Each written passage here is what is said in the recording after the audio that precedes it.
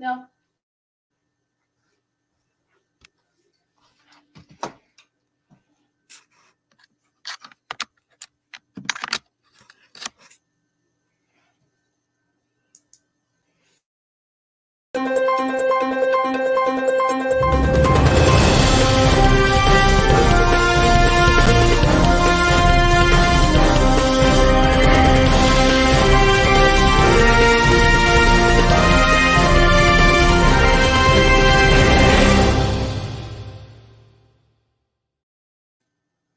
Hi, Democrats. Today is Wednesday, March 16th, and it's time for the Chair's Daily Live.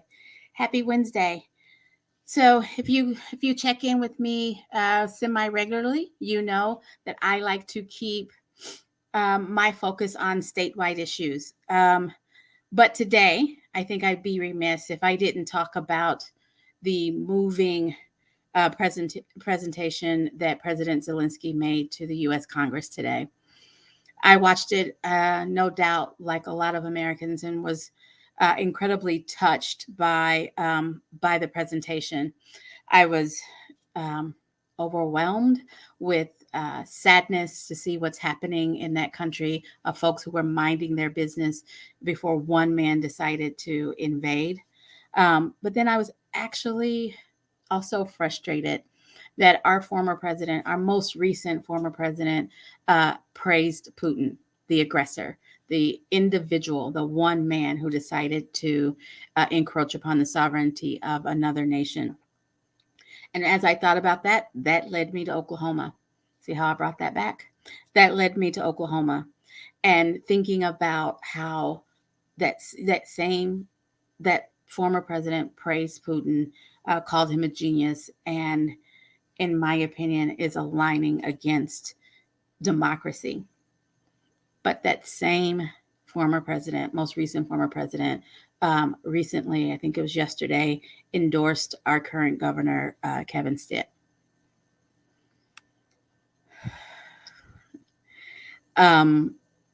That's a little strange to me, but it reminds me that the Republicans in our state, the folks who are running for office in 2022, are aligning themselves with danger.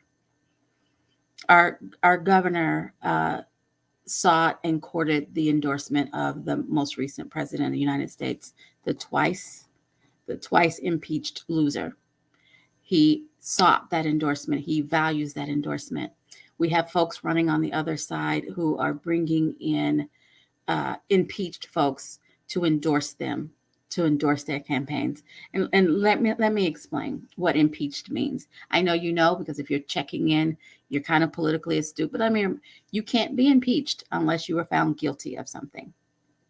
And the things that Michael Flynn were accused of doing and that Roger Stone were accused of doing were threatening what is happening. It's threatening American democracy, basically threatening American. So these men were found guilty and they were impeached. And that's who Republican candidates in Oklahoma are trying to align themselves with. That's a little crazy. And that's right, Marianne, you're right. Not a single elected official in Oklahoma voted to impeach the former president. So we had 5 Congress folks and 2 U.S. senators who were there and who were perfectly fine with a sitting president supporting. Let's not even say that he encouraged it, but he supported insurrectionist activities on our Capitol. And no one who was in D.C. representing us found a problem with that. That's a problem. I just kind of want to bring that home. Democracy is under attack all over the world, and democracy is under attack here in Oklahoma. We have a governor who is trying to hoard all the power under one person, and whether it's this governor who has proven that he cannot wield that much power responsibly. And if we're hopeful, it'll be another. If our hopes come true, it'll be another governor this time next year. But one person doesn't need to have all of the power that this governor is trying to amass, and that our current legislature run by the Republicans are supporting him in doing. We've got to change what is happening in our legislature, and the way to do that is to elect more Democrats. You guys knew that that's where I was going. Every day I'm going to take you down a different road that ends with elect more Democrats. We've got to elect more Democrats. And to that end, we have to vote and recruit. And then once we recruit them, we have to vote and support, vote and donate. We've got to vote and hold them accountable, right? These are the things that we have to do. It's not just enough to vote. It's not just enough to withhold your vote and protest, because the real action is finding someone that you can vote for, getting to know them by supporting them, and then holding them accountable. That's how we get the government that we want and deserve, is that we keep in touch from the moment that they become candidates, or we recruit them to become candidates, while they're a candidate, and after they become an elected official. We must hold them accountable, make sure that they remember who they represent and what they're supposed to be doing. And you're right, Marianne, we have to vote and register voters. We have to vote and educate voters. We have to do all of this. Voting is not enough. We need your help. You have to volunteer, and you have to help us find additional candidates.